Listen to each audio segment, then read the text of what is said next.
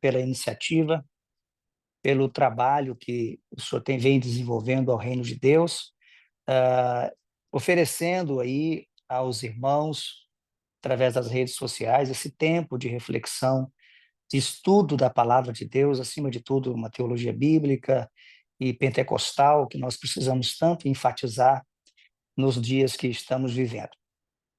Meu nome é Silas Queiroz, eu sirvo a Deus pela graça de Deus como pastor na Igreja Assembleia de Deus do Estado de Rondônia, mais propriamente na cidade de Ji-Paraná. Estou, nesse trimestre próximo, estarei juntamente com os irmãos estudando o assunto corpo, alma e espírito. É a quarta vez que Deus me dá a oportunidade de escrever uma revista de escola dominical dentro do currículo da CPAD, a Casa Publicadora das Assembleias de Deus. A primeira revista foi para os jovens, quando nós comentamos o Evangelho de João. A segunda oportunidade também aos jovens, quando comentamos as cartas pastorais, as cartas de Paulo a Timóteo e a Tito. A terceira oportunidade e primeira para adultos no ano passado, no terceiro trimestre, quando comentamos os livros históricos de Ruth e de Esther. E agora, no último trimestre de 2025, no início do ano, eu recebi o convite para escrever essa revista e o livro de apoio também, que acompanha a nossa revista, tratando de corpo, alma e espírito. As nossas revistas de escola dominical sempre trazem, naturalmente, temas que estão contidos nas grandes doutrinas fundamentais da Bíblia. Nós agora mesmo estamos estudando aí eclesiologia, com base no modelo da Igreja de Jerusalém, um texto muito bem preparado, muito bem fundamentado, bíblica e teologicamente, pelo pastor José,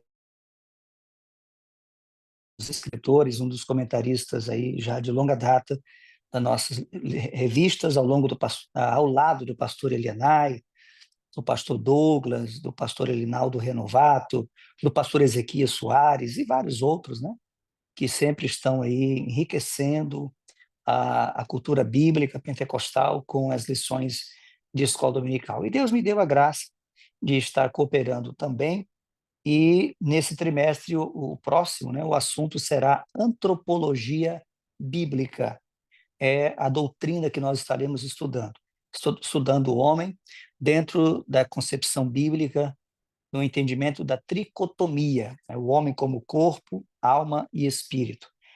Eu quero iniciar destacando a importância da antropologia bíblica, sobretudo em tempos em que tantas outras concepções antropológicas são difundidas, né? A antropologia científica, que é predominantemente evolucionista, né? Obviamente é ateísta, nega a criação de Deus.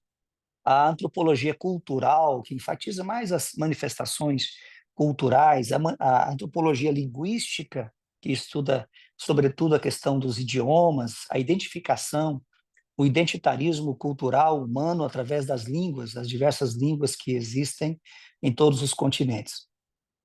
Também falaríamos da arqueologia, que também está no campo antropológico, estudando a história do homem através dos achados arqueológicos, as grandes escavações que são encontradas, as cidades, os objetos, que também contam a história e o modo de viver, a civilização, ou as muitas civilizações de todo o tempo da história da humanidade. Então, a antropologia tem esse campo de estudo. Antropos e logia. Antropos, homem, e logia, estudo ou tratado. Então, a antropologia é o estudo do homem, o estudo a respeito do homem. Nós, todavia, vamos estudar antropologia ou estudar o homem a partir da revelação de Deus, aquilo que Deus revelou para nós na sua palavra acerca do homem, que é a obra-prima da criação de Deus. Então, esse é o tema do nosso trimestre. Está aqui a nova revista, né? Corpo, alma e espírito. A restauração integral do ser humano para chegar à estatura completa de Cristo. De antemão, eu quero recomendar o livro de apoio, que foi escrito para ser estudado conjuntamente com a revista da Escola Dominical, e já está disponível no site da CPAD e também nas livrarias. E no livro de apoio, nós fazemos um aprofundamento de todos os temas analisados, a começar do estudo da antropologia ao longo da história. A origem da antropologia, os estudiosos consideram que o primeiro antropólogo, né, foi o escritor o grego Heródoto, né? Embora, evidentemente, ele seja tido aí como o pai da história, a maneira como Heródoto estudava a história, estudava os povos, a maneira como ele descrevia as culturas, os povos com os quais ele tinha contato, faz dele também um antropólogo, tendo em vista a riqueza de informações que Heródoto expõe, apresenta nas suas obras, especialmente seu clássico livro, né, a História, quando ele apresenta as civilizações antigas e o modo de vida de cada uma delas. Mas, obviamente, analisamos o período grego, analisamos também o período moderno, né, porque a antropologia como ciência, ela está para o campo científico, como as demais disciplinas, que nasceram aí já no século XIX, período do apogeu do estudo científico, tendo em vista esse desapego, né, que as ciências tiveram da matriz de conhecimento de todas elas, que era a filosofia, que especialmente no período medieval predominava, né, como o grande campo de estudo da humanidade. E também a teologia, mas obviamente as ciências estavam encampadas no campo da filosofia. Então, a antropologia é também, naturalmente, uma ciência moderna, como as demais ciências também o são. Então, recomendo o livro. No livro, nós tratamos desses aspectos. Outra coisa importante a ser analisado, que nós trataremos, evidentemente, do homem dentro da sua tríplice concepção, dentro da tricotomia. Porém, no livro, nós fazemos também uma abordagem sobre os dois outros campos de entendimento teológico, que é o monismo, né, o unitarianismo, que considera que o homem é uno, ou seja, ele não está constituído de três partes, e considera, portanto, que toda a vida do homem está relacionada apenas ao funcionamento do seu corpo. A expressão do corpo é a expressão da integralidade da vida humana. Então, não há o elemento espiritual para o monismo. Por isso que os monistas entendem que depois da morte do corpo, então não há, evidentemente, mais existência humana. Claramente, é uma visão teológica antibíblica, e nós poderíamos sintetizar essa visão teológica numa frase que às vezes a gente costuma ouvir aí no contexto popular, que é morreu, acabou. Então, os monistas assim consideram. Isso é reduzir ao homem a sua existência à existência dos animais, né, irracionais. Mas nós sabemos que o homem não é um animal irracional. Ele tem racionalidade, ele tem o componente espiritual, porque ele foi criado à imagem de Deus, à imagem e semelhança de Deus.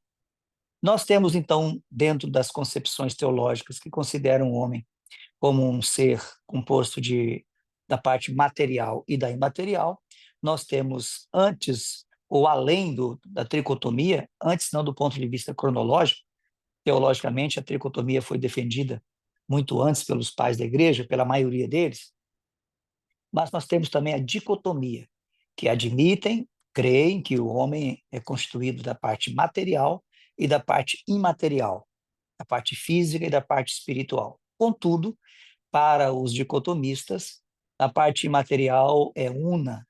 A alma e o espírito são o mesmo elemento, a mesma substância imaterial. Esses teólogos entendem que todas as vezes que a Bíblia fala de alma, fala também de espírito, ou fala de espírito, fala também de alma, de maneira sinonímica ou intercambiável. Os dois termos têm o mesmo sentido. Nós que somos tricotomistas admitimos, sim, que por vezes o termo alma é utilizado com o sentido também de espírito, assim como espírito é utilizado também na Bíblia, às vezes também com o sentido de alma. Mas isso não representa o todo das Escrituras. Nós cremos, porque a Bíblia é muito clara em apresentar o espírito e a alma de maneira separada, distinta, né?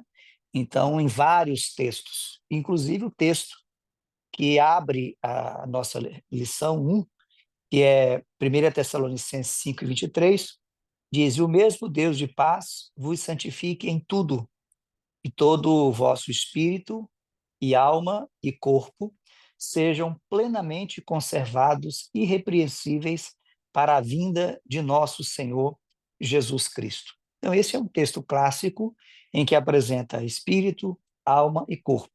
Nós temos outro texto também, muito conhecido, é de Hebreus 4:12, que diz que a palavra de Deus ela é como espada de dois gumes e que penetra até a divisão da alma e do espírito. Portanto, há uma divisão tênue, sensível, mas há uma divisão entre alma e espírito. Evidentemente que essa divisão não significa que haja uma dissolução entre essas partes, porque elas são indivisíveis ou inseparáveis, melhor dizendo, são inseparáveis. Mas a palavra de Deus consegue discernir onde está a divisão entre essas duas partes que são imateriais, que são a alma e o espírito. Então, no livro, a distinção teológica entre o monismo, o dicotomismo e o tricotomismo, inclusive apresentando autores, né, que tratam desses temas. Em relação à revista, eu quero apenas fazer uma apresentação panorâmica da nossa lição. Evidentemente, como todas as demais, nós temos 13 lições, sendo que a primeira, a lição 1, o homem, corpo, alma e espírito, apresenta uma síntese do trimestre. Na primeira lição, portanto, nós trataremos de todo o assunto do trimestre, todavia, obviamente, de uma maneira muito sintética, muito sumariada. Então, nós tratamos aqui da tricotomia humana, a questão doutrinária e teológica disso, né, o fundamento disso na Bíblia. Apresentamos a tríplice natureza, o corpo, a alma e o espírito, a parte material e a parte imaterial. Descrevemos isso no processo criativo, ou apresentamos o processo criativo, em que há a descrição, a junção do elemento físico, que é o pó da terra, com o elemento espiritual, que foi o sopro divino. O sopro divino, Deus infunde no homem a plenitude da vida, né? Tanto a vida do corpo, quanto a vida da alma, quanto a vida do espírito. Num ato de Deus, através do sopro de Deus, ele dá vida àquela matéria inerte, né, que era formada, que foi formada e que é formada do pó da terra, e agora há, então, a vida no corpo, né, através da alma e do espírito. Então, a primeira lição, nós também trazemos uma síntese do que é a alma, né? Inclusive os termos bíblicos, né?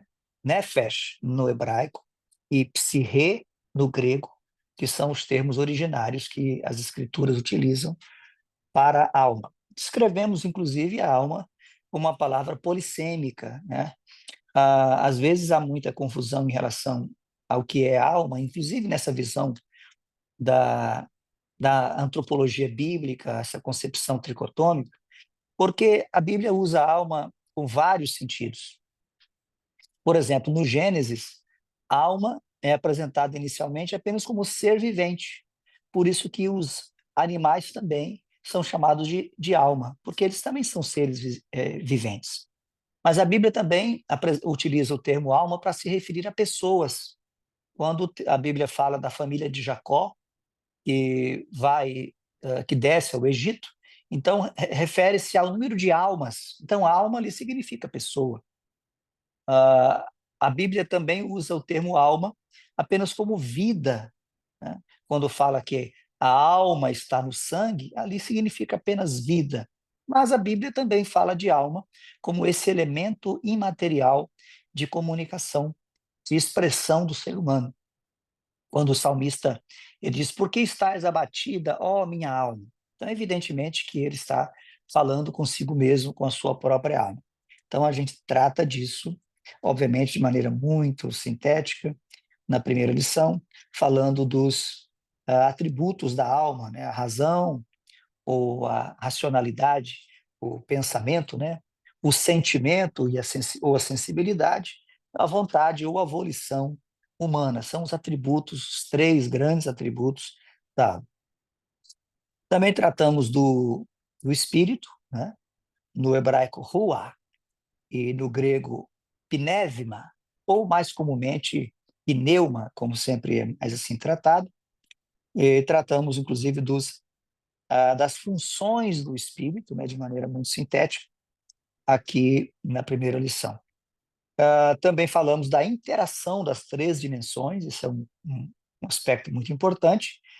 O homem como um ser único, né? Nós somos uma unidade composta, né? É uma unidade na pluralidade e uma pluralidade na unidade, como diz a nossa declaração de fé. Quero, inclusive, ressaltar também a importância da declaração de fé. É um material fundamental, né? Obviamente, seguido da Bíblia, da lição, temos o livro de apoio e recomendamos também a nossa declaração de fé, que ela é fundamental também para compreendermos a nossa antropologia bíblica. Então, tratamos dessa interação entre corpo, alma e espírito. Falamos da questão afetiva, falamos da somatização, as doenças psicossomáticas, né, que se apresentam no corpo, decorrentes de dores da alma e até de problemas também do espírito, né, que também causam problemas no corpo, né, pecados, por exemplo, e refletem no corpo. E como as doenças psicossomáticas têm se multiplicado. Muitas doenças físicas que têm causas aí na alma ou no espírito. Então, apresentamos esse assunto também na primeira lição. Equilíbrio e saúde, falamos da importância de se cuidar do corpo, da alma e do espírito de uma maneira equilibrada, entendendo que são componentes distintos e que, portanto, dependem de cuidados distintos, cada um no seu plano, no plano físico, no plano emocional e no plano espiritual. Depois da primeira lição, nós temos um conjunto de lições tratando especificamente do corpo. A lição 2, que vai tratar do corpo, a maravilhosa obra da criação de Deus. A lição 3, o corpo e as consequências do pecado. A lição 4, o corpo como templo do Espírito Santo. A partir da lição 5, nós vamos agora partir para, podemos dizer, o terceiro grupo de lições. O primeiro grupo, apenas a lição 1, né? É o grupo de uma lição única, que é a introdução. O segundo grupo, lições 2, 3 e 4, tratando do corpo. O terceiro grupo, a partir da lição 5 até a lição 9, tratando da alma. Na primeira lição, uma abordagem geral sobre a alma, natureza imaterial do ser humano. Na lição 6, que nós tratamos da consciência, aqui devo fazer uma observação, a consciência, o tribunal interior. Há uma discussão entre os teólogos se a consciência é um atributo da alma ou uma função do espírito. E nós não fechamos uma questão sobre isso na lição, mas eu particularmente entendo, assim como outros teólogos pentecostais também, que a consciência é uma das funções do espírito. Mas ela aparece aqui na nossa revista, dentro desse conjunto de lições que tratam da alma, porque há também entendimentos de que a consciência seria um atributo, um elemento ligado à alma. Todavia, nós entendemos que, até por um entendimento majoritário de alguns dos nossos teólogos, que a consciência é uma função do espírito.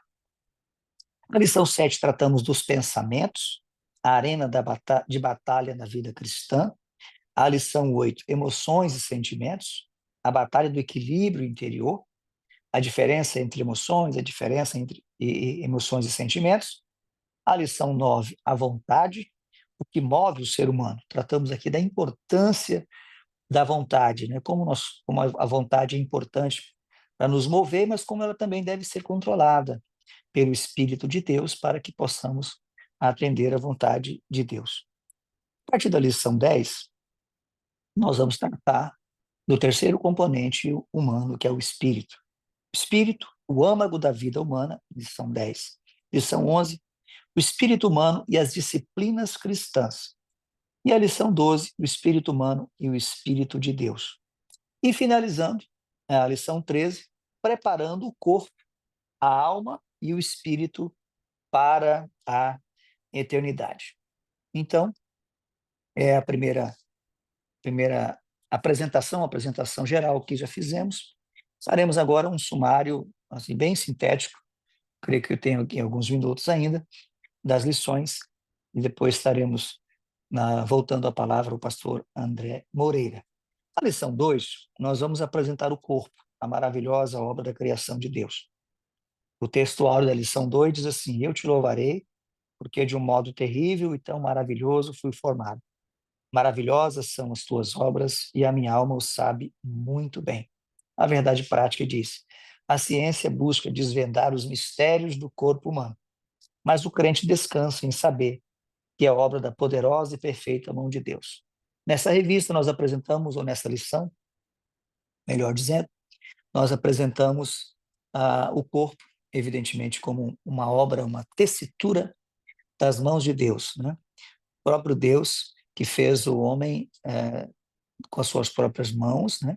Obviamente estamos usando uma linguagem antropomórfica, que é muito utilizada, sobretudo no Antigo Testamento. Então, o próprio Deus que fez o homem e continua fazendo.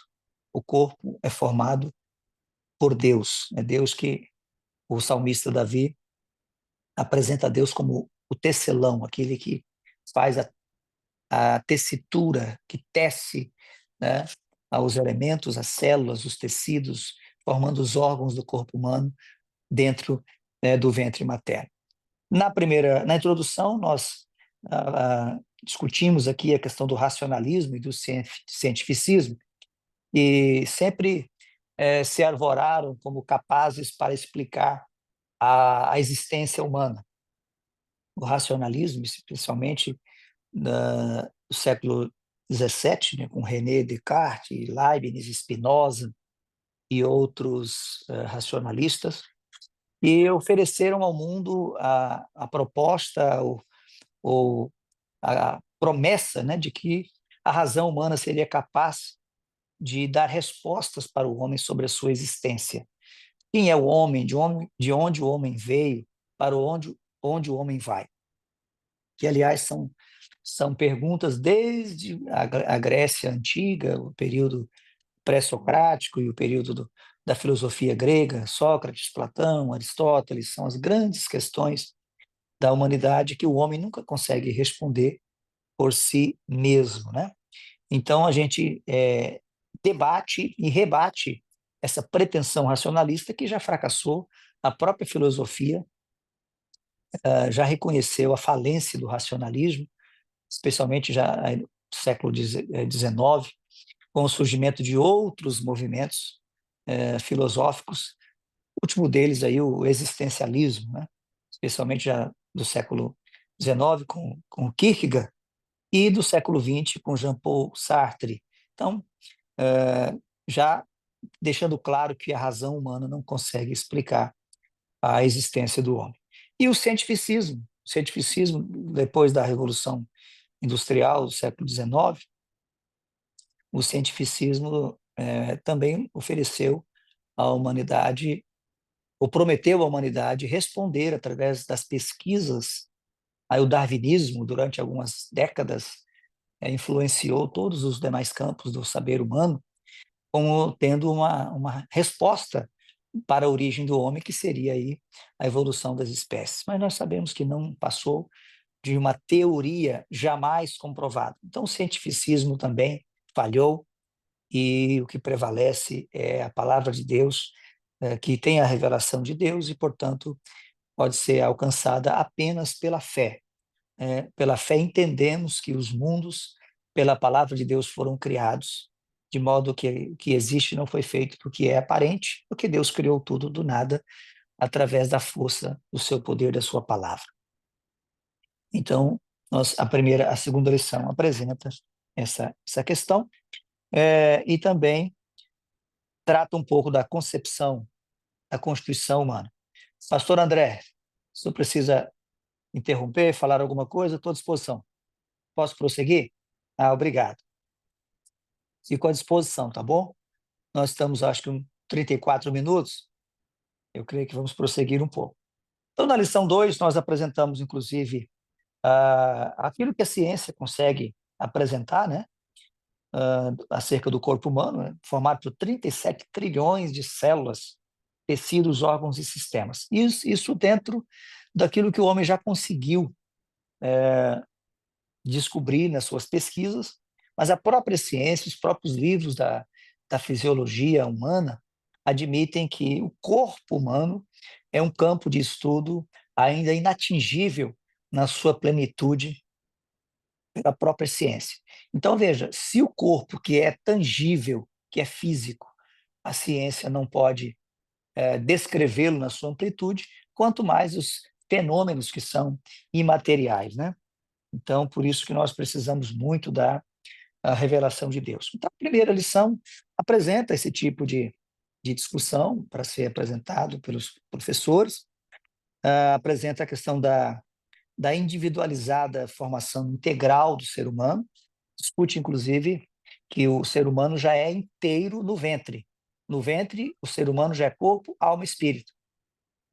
Apresentamos fundamentação bíblica, né, em relação a Jacó e Esaú, que já lutavam no ventre, a questão também da visita que Maria fez a Isabel, e a criancinha saltou no ventre, ou seja, João Batista, e foi cheio do Espírito Santo. Então, ou seja, é uma prova bíblica, dentre tantas outras, da existência de vida integral já no ventre. E aí nós apresentamos, inclusive, nessa lição, a questão da perversidade do aborto, né? Que é realmente tirar uma vida humana, que está ali sendo formada, todavia, na integralidade no que diz respeito às três constituições, o corpo, a alma e o espírito. Nessa lição, inclusive, falamos de Deus como o autor, o criador, tanto do corpo, da alma e do espírito. Há uma grande discussão a respeito disso, várias correntes teológicas que discutem isso, mas nós estamos firmados naquilo que a Escritura apresenta, que no momento em que há o encontro, né, das células masculinas e femininas, e obviamente para a formação do feto, né, do embrião e, consequentemente, do feto, nós temos aí também a formação do espírito e da alma. É um mistério, obviamente nós não temos como explicar, porque é algo dentro do sobrenatural, mas nós cremos porque a Escritura Sagrada assim o apresenta, e nós estamos satisfeitos com isso. Por isso, o texto áureo diz assim: maravilhosas são as tuas obras e a minha alma o sabe muito bem. Então, a nossa alma descansa em saber que nós somos obras das mãos de Deus. O corpo e a glória de Deus, aqui nós tratamos da importância do corpo ser apresentado como instrumento de adoração a Deus. Rechaçamos aqui pensamentos antigos que depreciam o corpo, consideram o corpo como intrinsecamente mal, né? A visão maniqueísta, a visão platonista, a visão gnosticista, que apresentava um dualismo em que a matéria era intrinsecamente má e a alma, né, intrinsecamente boa, mas nós, obviamente, não somos dualistas. Nós entendemos que o homem foi criado integralmente bom, perfeito, tanto o corpo, a alma e espírito. Evidentemente que a queda ela afetou o corpo, a alma e o espírito, mas eles não são intrinsecamente maus, e em Cristo há uma restauração completa, espírito, alma e corpo. Por isso o corpo deve ser, juntamente com a alma e o espírito, apresentados em adoração a Deus. Aqui falamos dos extremos, né, desde os tempos antigos, esse extremo de ter a matéria como totalmente má, e o extremo de cultuar o corpo. Desde a Grécia Antiga, né, o culto ao belo, isso está muito em voga nos dias que nós estamos vivendo. Há um narcisismo muito grande, há um culto ao corpo, um excesso de cuidado ao corpo.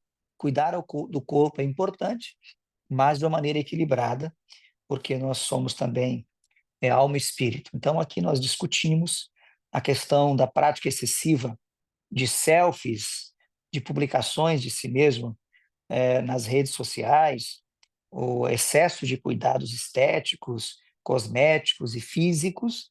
Então, há praticamente uma idolatria do eu, e esse é um tema apresentado na lição número 2.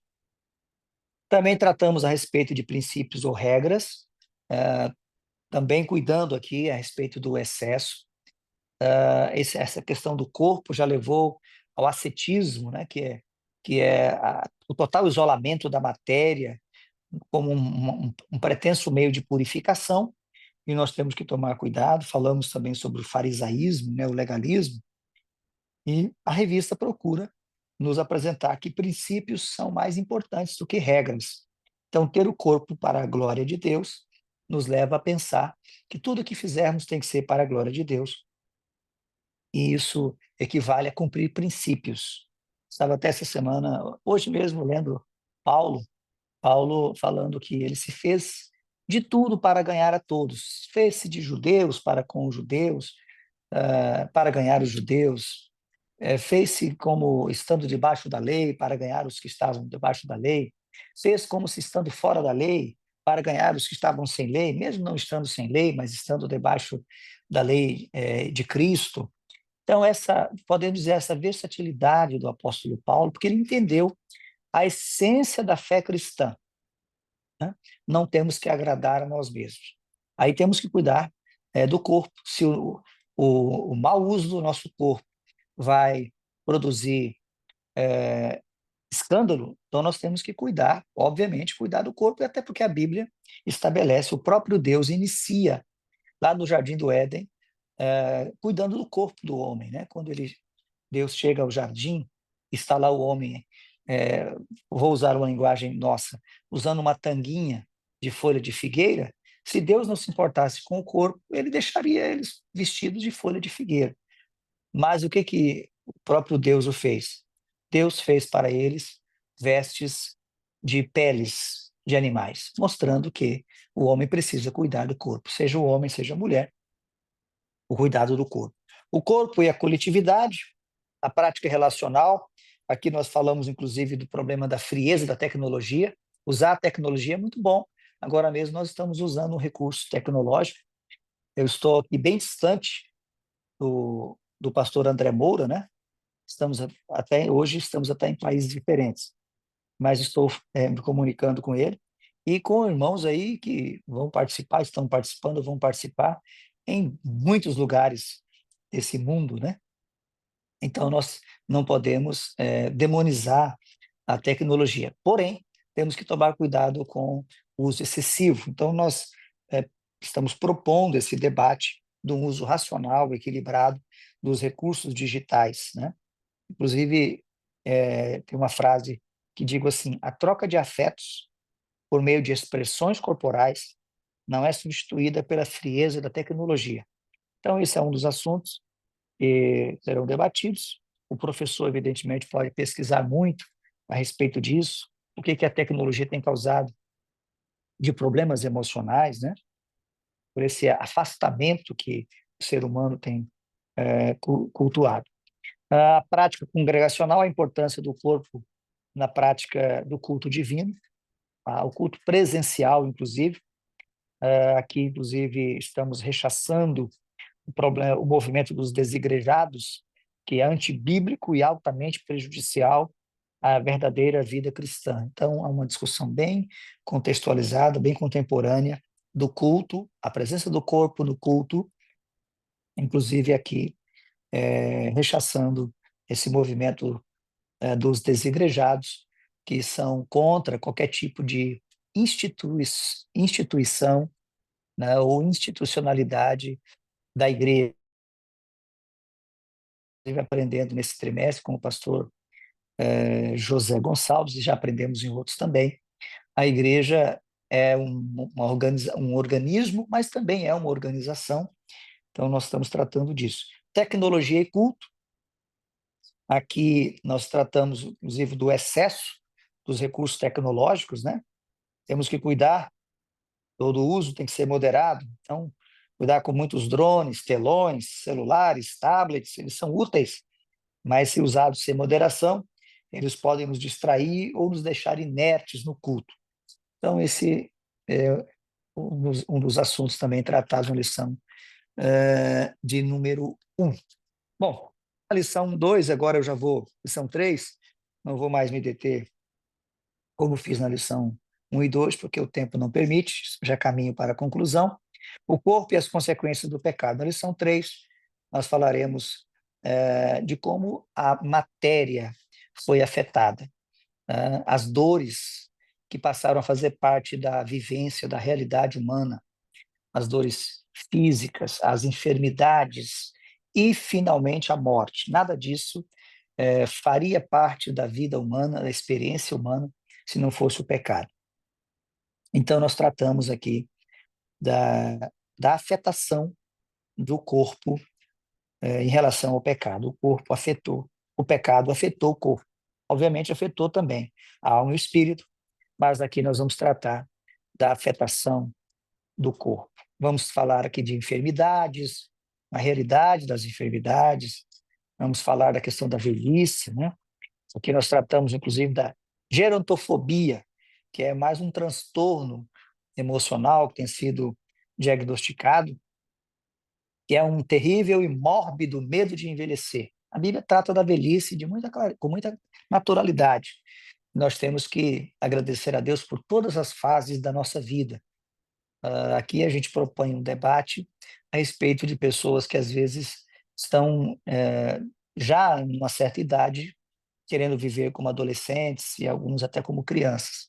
Então isso aí é uma patologia e a gente que existe a velhice. Não é sábio, precisamos viver todas as fases da nossa vida dentro da realidade de cada uma delas.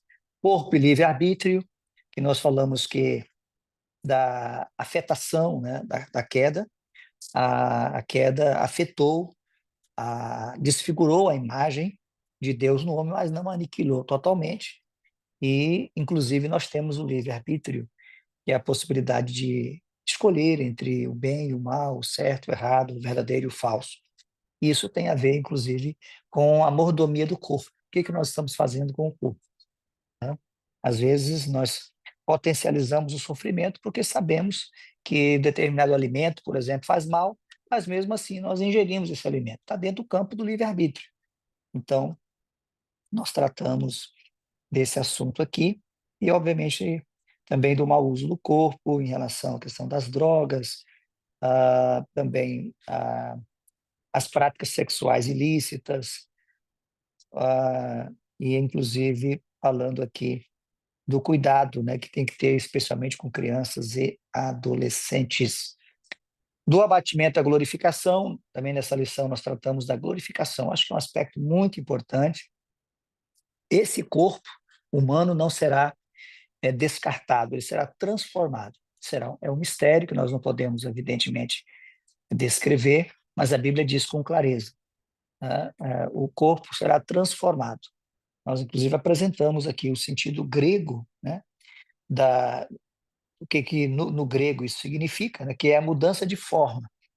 Então, o corpo humano, nós seremos glorificados. O estado de glorificação será um corpo espiritual, né? Então, esse corpo será transformado. Significa, portanto, que ele será redimido também, não nessa estrutura, não fisicamente, mas dentro de uma característica celestial, como o apóstolo Paulo muito bem descreve, especialmente no capítulo 15 da sua carta aos Coríntios.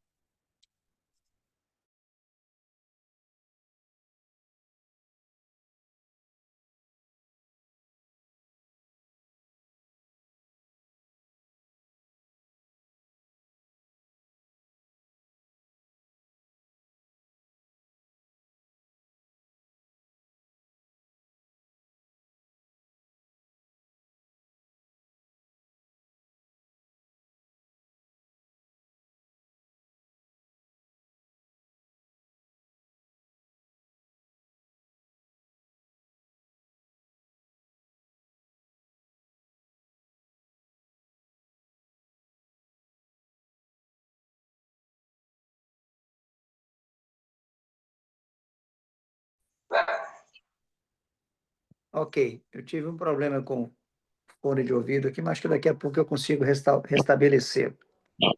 Muito bem. Então, a lição 4, o corpo como templo do Espírito Santo, né? Eu estava afirmando aqui que Jesus falou aos discípulos, né? Quando ele disse: o Espírito está convosco, ele habita convosco, né? E estará em vós. Então, até a ressurreição, o Espírito estava, mas ele estava habitando na parte externa. Depois da ressurreição, todos os regenerados têm o Espírito habitando dentro. Então, há essa diferença em relação à presença do Espírito Santo. Por isso, agora nós somos templo do Espírito Santo, o Espírito de Deus habita em nós. Então, tratamos disso aqui nessa lição, inclusive abordando a gravidade do pecado contra o corpo, né? Porque o corpo é o templo do Espírito Santo. Também nessa lição apresentamos aqui uma analogia com o tabernáculo, né? Assim como o tabernáculo tinha três partes, o pátio, o tabernáculo propriamente dito, que era o lugar santo e o santo dos santos, o corpo também tem, o ser humano também, o corpo, a alma, tem o corpo, a alma e o espírito. A lição 5, a alma, a natureza imaterial do ser humano, a lição 5. Aí nós fazemos aqui uma síntese da alma, né? Demonstrando, inclusive, a questão da imaterialidade, da imortalidade da alma, né? Jesus fala com muita clareza quando ele diz que temos que temer aquele que pode lançar o corpo e a alma no inferno, então fala da imortalidade da alma. Também tratamos aqui da questão do materialismo, né? O perigo do materialismo que tem, inclusive, afetado a teologia, no campo católico, a teologia da libertação, e no protestantismo, a teologia da missão integral, que é eminentemente materialista, né? Falando do materialismo histórico dialético, né? De Marx, que inspira o marxismo, que vê o homem reduzido à matéria, portanto, instiga as lutas de classes e a realização do homem através da conquista das coisas materiais. Então, nega aí o aspecto transcendental, o aspecto espiritual. O, o ponto 3 dessa lição, a alma renovada e submissa a Deus. A lição 6, nós tratamos da consciência, né? A consciência que acusa, que defende. Falamos, inclusive, que a consciência está escrita no coração, é uma lei escrita no coração. O Deus dá o direito natural, né?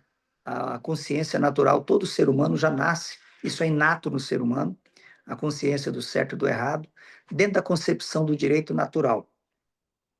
E também outras fontes de informação que a consciência tem, são o ensino dos pais e, acima de tudo, também a consciência formada pela palavra de Deus.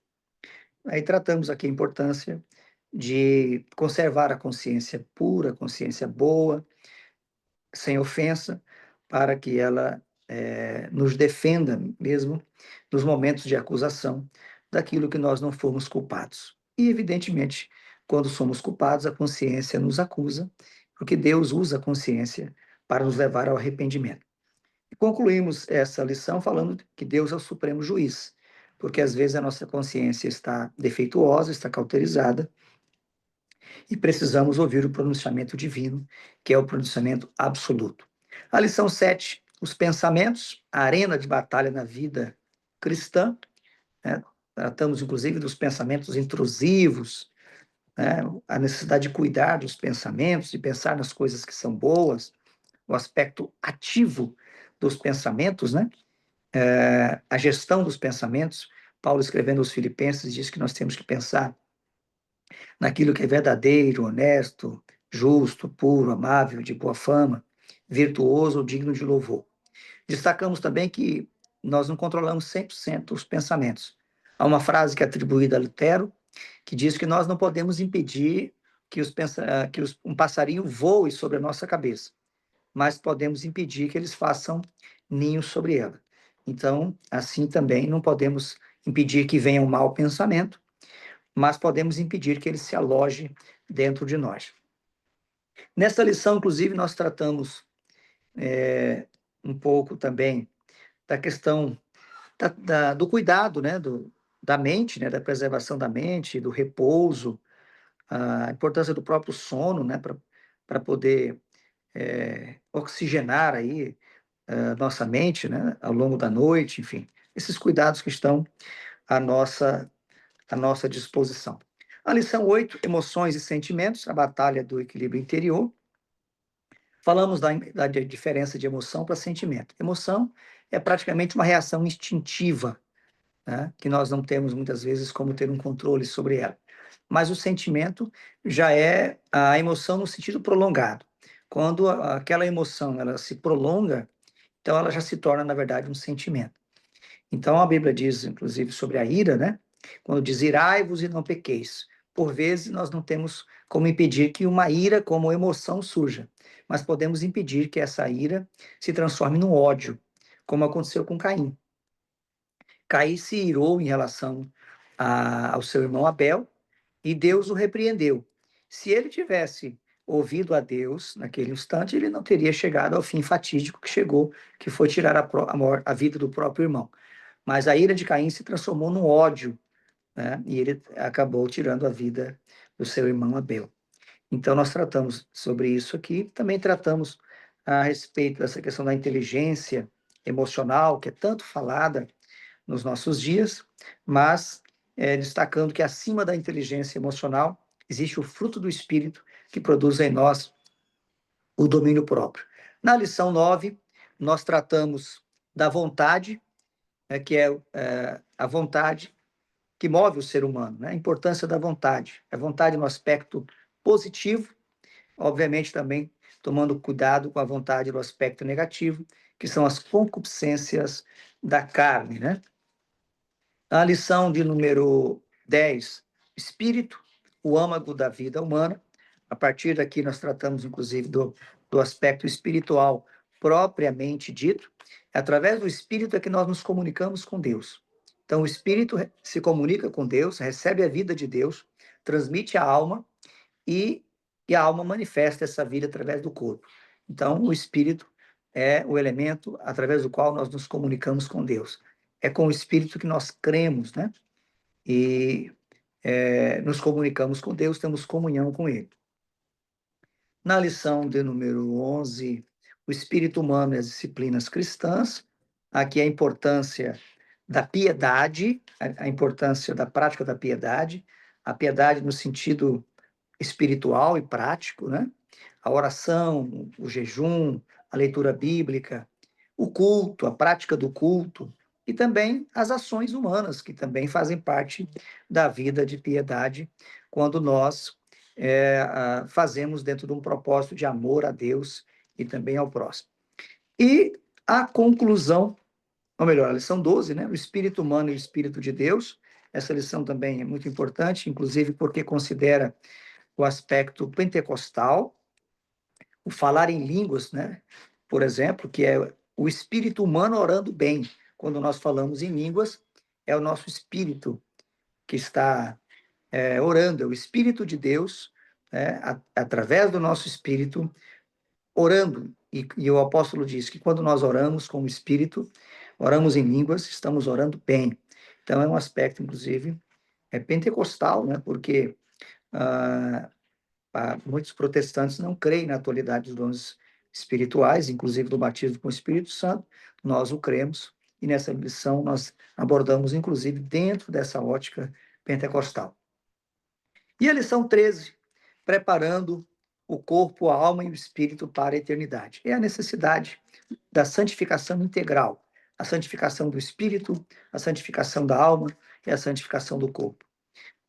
Isso acontece quando nós alcançamos o ápice da vida cristã, que é a produção do fruto do espírito. O amor, a alegria, a paz, a longanimidade, a benignidade, a bondade, a mansidão, a fé e o domínio próprio. Então, é assim, nós concluímos o trimestre com essa 13ª lição. Espero ter feito aí uma síntese do que nós teremos no próximo trimestre, se assim Deus nos permitir. Pastor André, muito obrigado, e o senhor está com a palavra. Amém, pastor Silas. Eu, para ser sincero para o senhor e para os irmãos presentes aí na sala do Zoom, eu estou muito animado com o trimestre, porque eu ouvi coisas aqui, eu acho que um dos propósitos, pelo menos nossos, através dessas lives, é de fato fazer essa visão panorâmica, adentrar aos principais assuntos que serão tratados na lição. E uma coisa que eu digo para o senhor é que há muita. É claro que a totalidade é boa, mas há muita coisa boa dentro dessa lição. Eu anotei aqui, eu fui anotando algumas coisas que eu precisava falar, e aí chegou num ponto que eu parei de anotar, porque eu falei, meu Deus do céu, o que eu vou... De repente eu vou fazer um livro. As anotações elas serão maiores do que as pontuações. Então eu gostaria de parabenizar o senhor por esse trimestre que já nasce abençoado pelo tema geral, né? Como o senhor disse, de antropologia, mas que aborda questões práticas, né? Bastante práticas. Muito bem. O senhor consegue? Bastante Sim, práticas.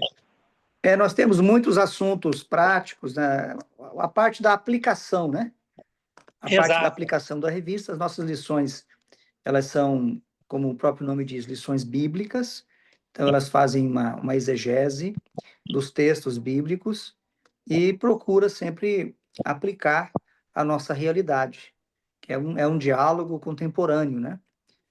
Até para o professor poder ter assuntos para explanar, e também para debater, né, no melhor sentido, com os seus alunos em sala de aula. Uma das coisas que me chamou a atenção, pastor, além de o senhor tratar de questões como tricotomia, dicotomia, mas assuntos como esse novo, pelo menos para mim, não sei se para os irmãos aqui, gerotofobia, algo assim? Sim. Na verdade, assim, tem muitos transtornos emocionais, né, que têm surgido, e esse é um dos mais recentes, né? É um problema que já existe de algum tempo, mas agora está sendo diagnosticado, que é um medo mórbido, patológico, doentio da velhice, né? É uma rejeição da velhice. Então, as pessoas que ficam com medo extremo de ficarem velhas. Então, está sendo tratado como gerontofobia. A sociedade nossa está cada vez mais complexa, né? Então, tanto é que isso aí a gente por isso que tem tanto eufemismo, né? Antigamente se falava velho de maneira muito, muito tranquila. Aí passou a se falar idoso. Depois passou a se falar pessoa idosa. Aí depois passou a falar em terceira idade. E, por último, melhor idade. A gente Melhor. entende que são formas de talvez suavizar a questão da velhice, e se for tratado sem nenhum estigma, a velhice até não tem problema. mas a gente não tem que negar. A Bíblia fala com muita clareza do velho, inclusive fala da glória dos velhos, né? Que são as cãs. Então a Bíblia não tem problema com isso. E acho que a gente tem que cuidar, evidentemente, do corpo, ter o cuidado do corpo, mas o corpo vai sendo deteriorado, né? A degeneração das células vão acontecendo. Alguns alguns ficam com cabelo branco e outros vão perdendo o cabelo. Isso aí vai acontecendo.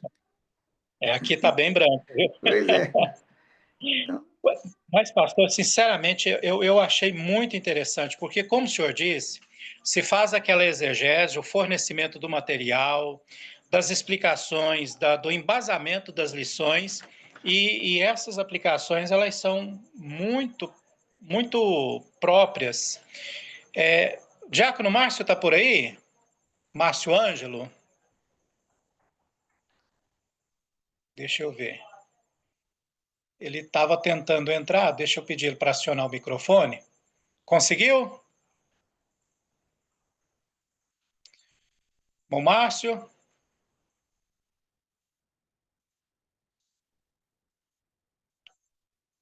Bom, Márcio? Manquívia? Onde estão os administradores?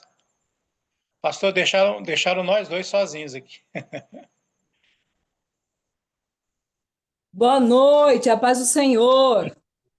Mas, senhor Manquívia, Estou um pouquinho acompanhe. atrapalhada porque eu cheguei agora em casa e daí eu estava tentando entrar, não estava conseguindo, mas aprove Deus conseguir entrar. Tá certo. Ouviu um pouco da ministração do pastor Silas, irmã Kívia? Entrei agora, mas vai ficar gravado, né? Sim, nós gravamos. Ô, pastor Silas, me perdoe. É que o serviço me chama e a gente é casado e tem responsabilidades de adulto, tem que sair para trabalhar. Mas é isso. Pronto, pronto. Tinha alguém que tinha pedido a palavra aqui, pastor Silas? Levantou a mão. Irmão Tera, você está por aí? Eu não consigo mais mexer aqui.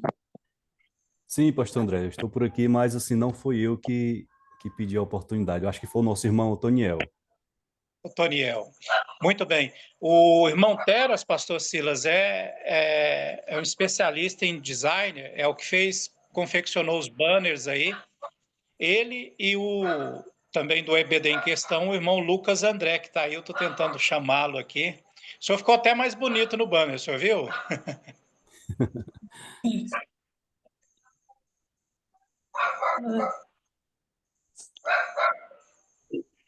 Rapaz, pastor André, estou aqui, estou aqui. Demorei, mas cheguei. Aí, irmão Lucas. muito bem. Muito obrigado aí, irmão Teras. Amém, amém, meu pastor. Aos demais irmãos aí que estão colaborando aí. Um prazer. Isso A irmã aqui. Kívia, que entrou agora há pouco, eu não pude respondê-la também. Um prazer, irmã Kívia. Irmão Lucas. Sim, pastor.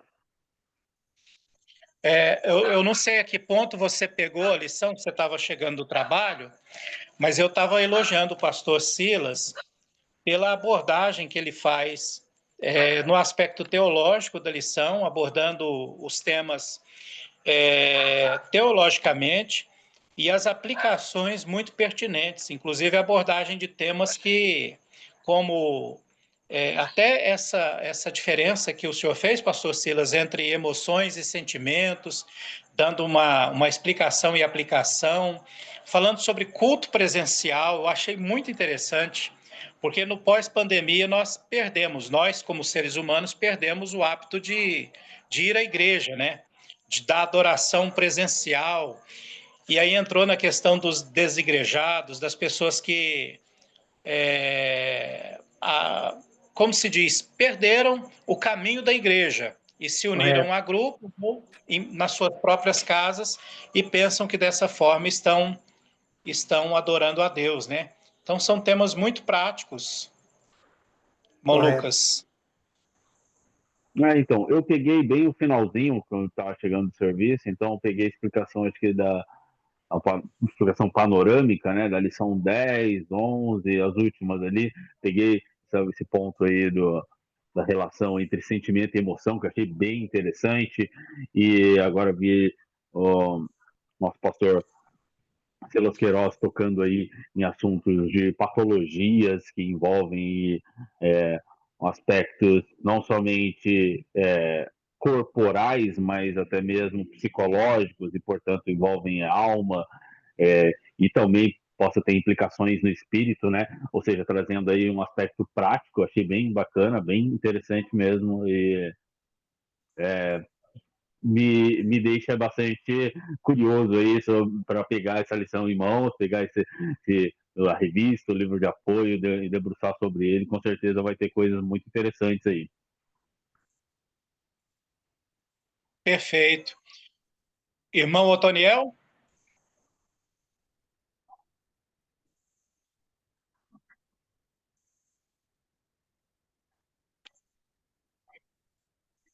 Irmão Otoniel, pode ativar seu microfone?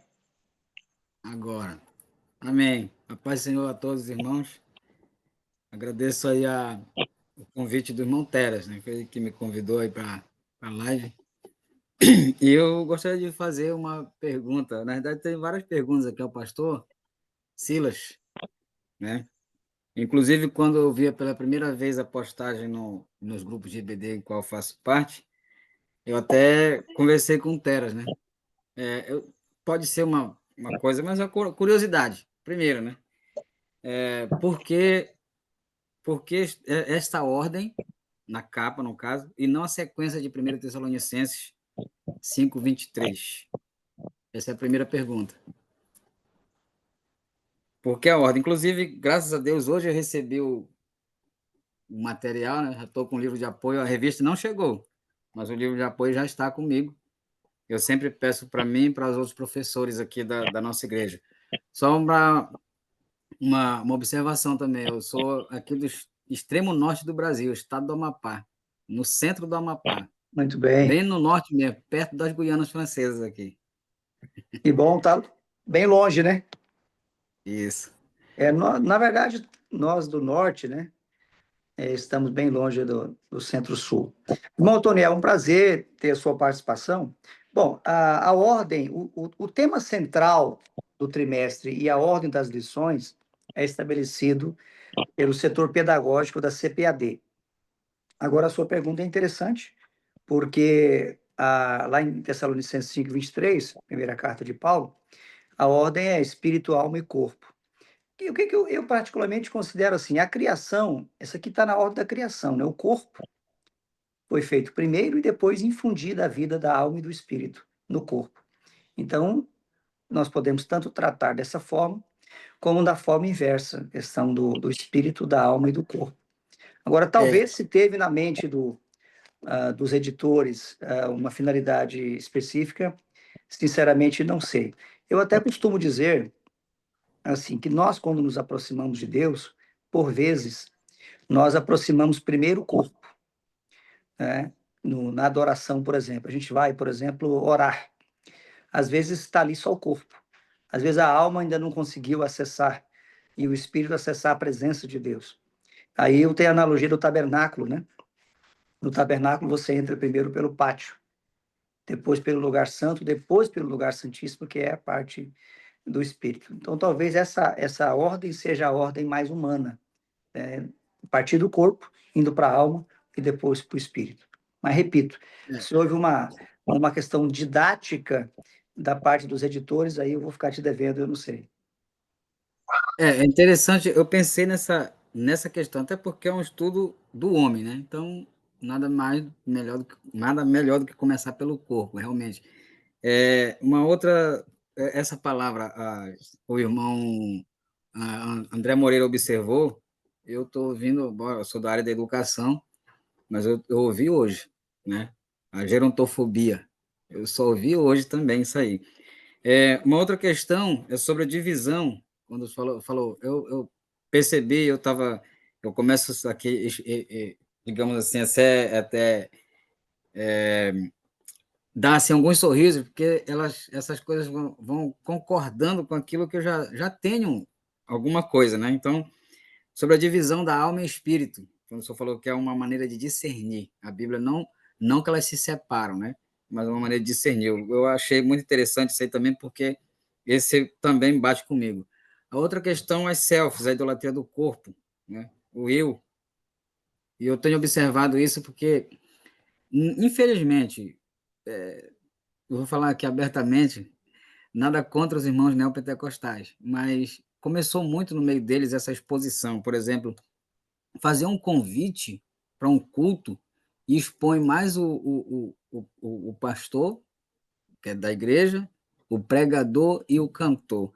É, e a figura de Cristo parece que desaparece. A atração é o pregador e o cantor.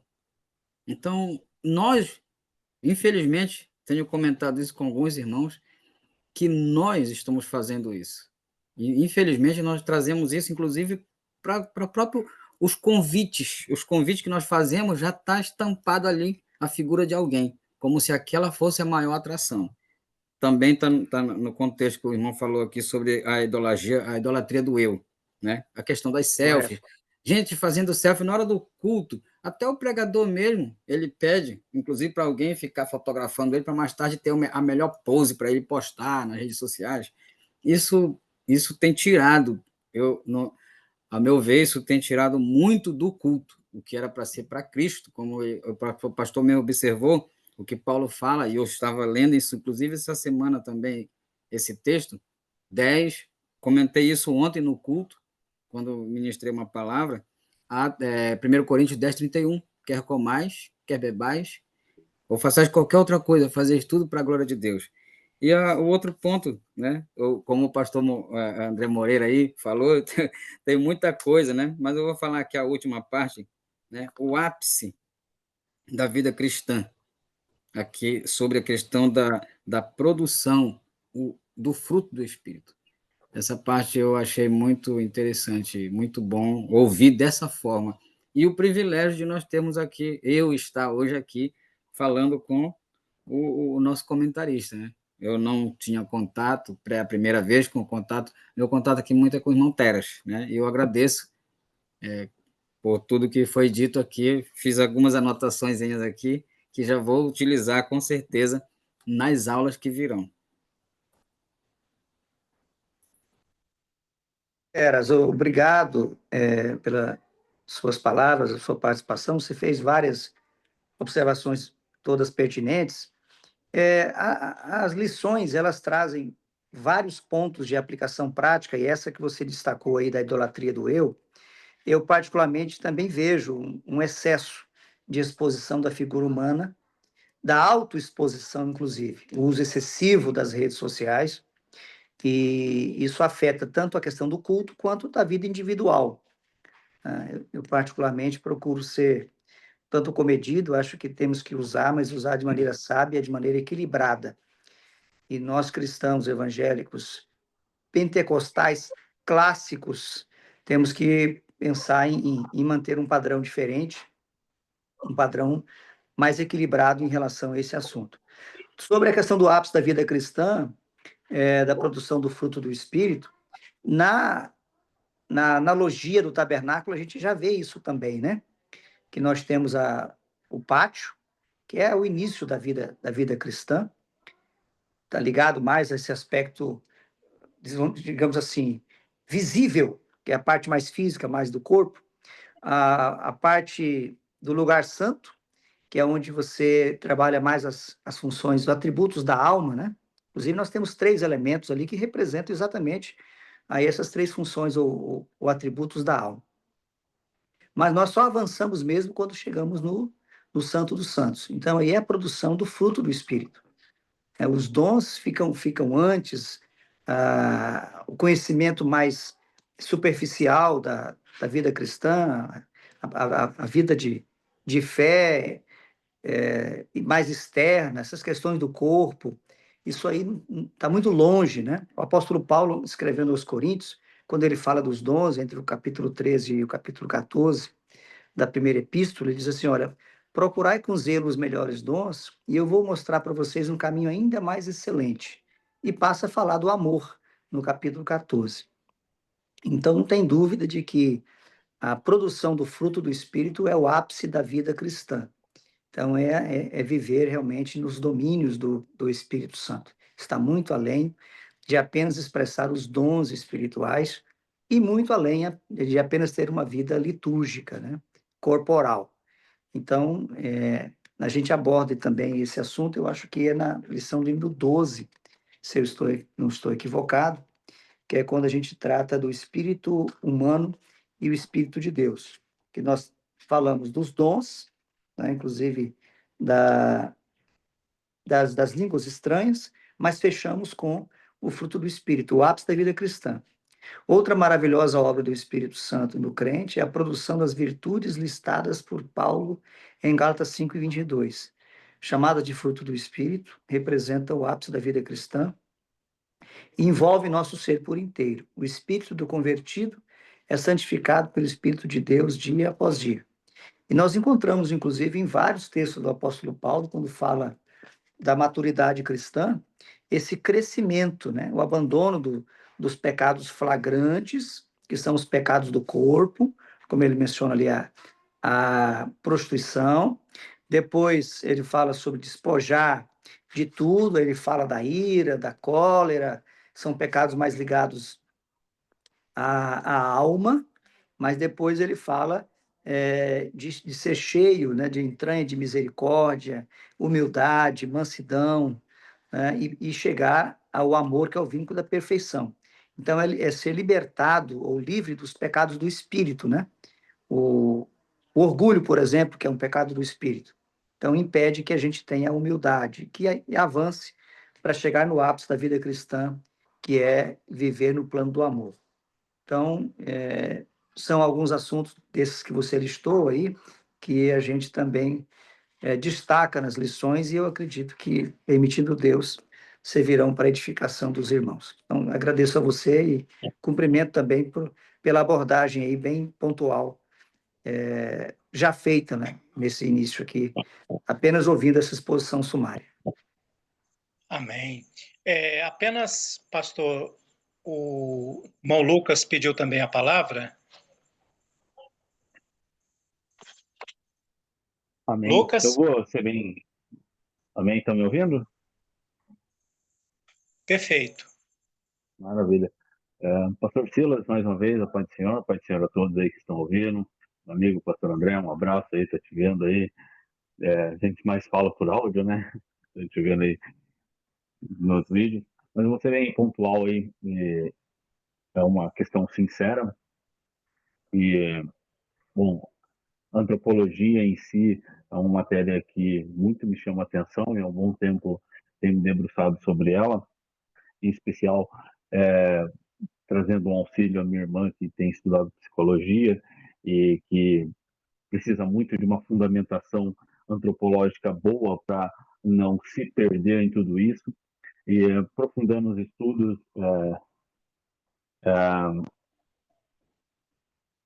ela levantou uma questão comigo que eu há tempos também tenho, que é a questão da dificuldade de entender essa visão tripartite do ser humano. Talvez na lição que o irmão pontuou que ele trabalha, né, tricotomia, dicotomia e possivelmente outras visões aí, o irmão traga aí algo, mas eu gostaria de ouvir.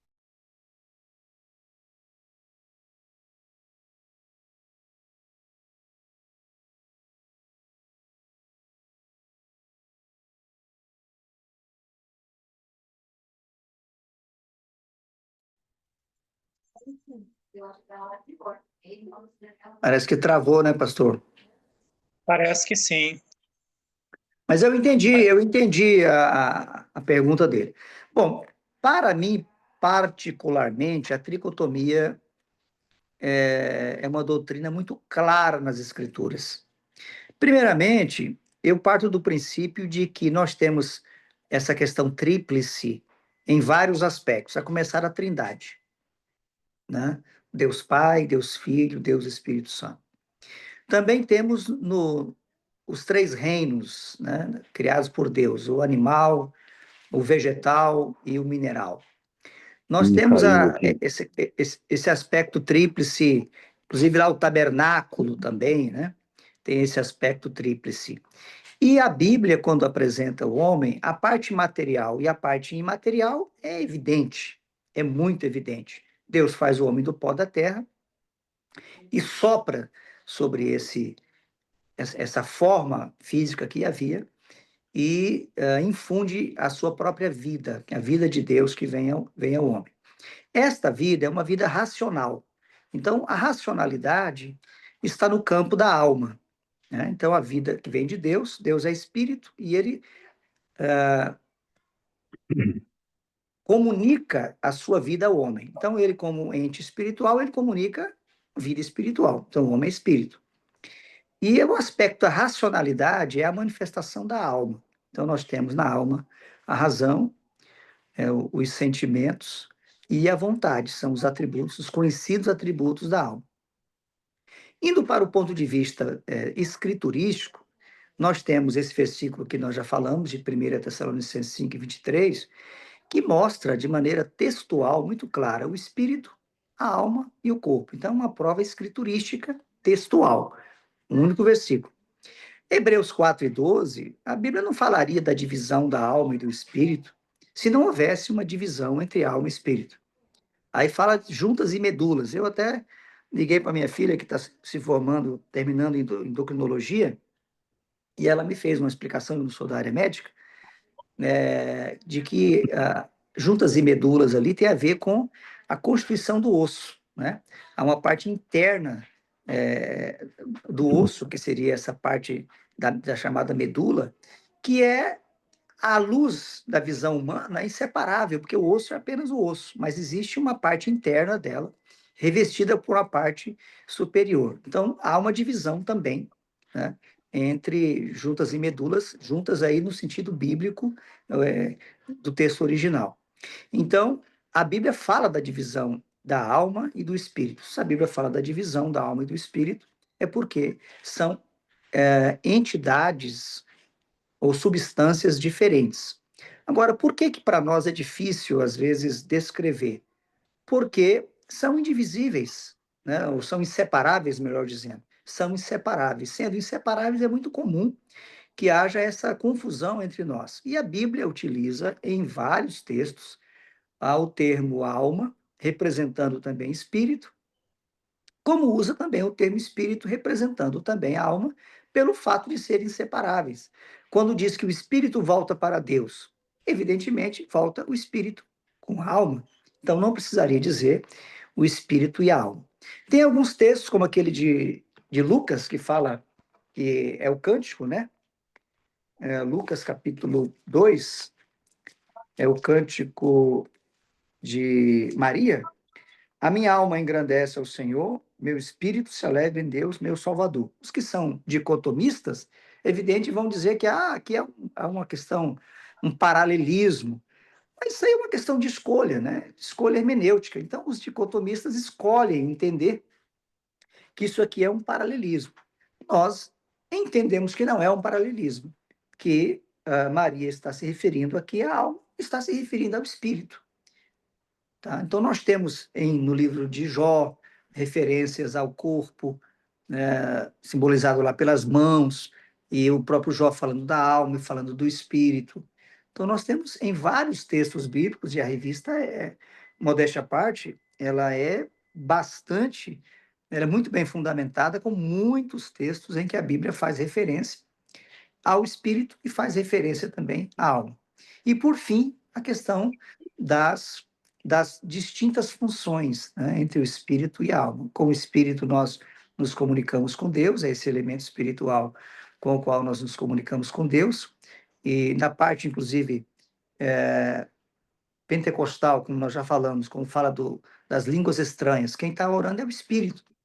E o entendimento não compreende. Ora, se o espírito ora bem e eu não entendo, então eu tenho um espírito e eu tenho um entendimento. Meu entendimento é minha alma. Se espírito e alma é a mesma coisa, como é que eu estou orando com o espírito e minha alma não está entendendo? Então, para mim, eu acho que quem é pentecostal tem até mais condições de compreender que há o Espírito e a alma. E esse texto de Paulo aos Coríntios, para mim, é um dos mais fortes nesse sentido, entendeu? Agora, a gente não faz disso também um cavalo de batalha, né? A gente entende que não é uma questão herética a pessoa entender que espírito e alma é a mesma coisa. Todavia, nós estamos muito bem fundamentados na nossa teologia pentecostal de que há uma tricotomia, tá bom? Espero, irmão Lucas, ter contribuído, se não esclarecido, mas pelo menos aí contribuído de alguma forma aí com essa exposição desse questionamento feito pelo irmão. Amém. Irmão Lucas, está por Maravilha. aí?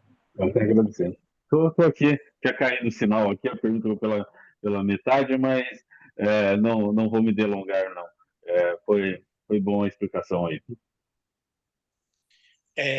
Pastor Silas, eu gostaria de agradecer a Deus pela vida do senhor e parabenizá-lo por esse trimestre, tanto a lição quanto o livro, que há uma promessa muito grande que será um dos grandes trimestres de estudo aí pela frente nas nossas escolas dominicais. Como eu disse para o senhor, o nosso grupo EBD em questão, nós estudamos nele semanalmente as lições bíblicas da CPAD. E, sinceramente, eu estou bastante ansioso para a gente começar, lançar no grupo e tocar todas essas questões. Mas aqui fica o nosso agradecimento, em nome do Grupo EBD em Questão, né, em nome de todos os professores, administradores. Amanhã nós vamos postar o vídeo no YouTube, também no canal, no perfil do Facebook. E é isso, gratidão a Deus pela vida do senhor, viu? Pastor André, eu que lhe agradeço aí pela grande oportunidade, a cada um dos irmãos que participaram, os que não participaram, mas estão acompanhando também. É um assunto que a gente sabe que tem alguns pontos nele que são polêmicos, né?